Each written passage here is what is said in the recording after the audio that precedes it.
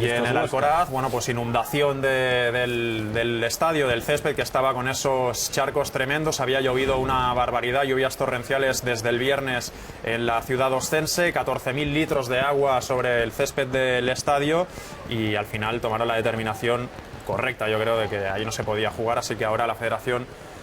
determinará cuándo se disputa ese partido de la 10ª jornada que te debía enfrentar al Huesca y al Barça B.